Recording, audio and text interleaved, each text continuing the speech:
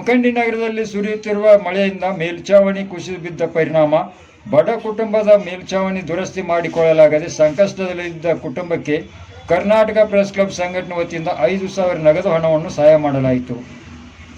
Karnataka press club ಅಧ್ಯಕ್ಷ ಶಶಿಕಾಂತ್ ತೀರ್ಥ ಮಾತನಾಡಿ, ಅತಿ ಕಡು ಬಡತನದ ಕುಟುಂಬಗಳಿಗೆ ನಮ್ಮ ಸಂಘಟನೆಯಿಂದ ಕೈಲಾದಷ್ಟು ಸಹಾಯವನ್ನು ಮಾಡುವ ಜೊತೆಗೆ ಸಮಾಜಮುಖಿ ಕೆಲಸಗಳನ್ನು ಮಾಡಲಾಗುತ್ತದೆ.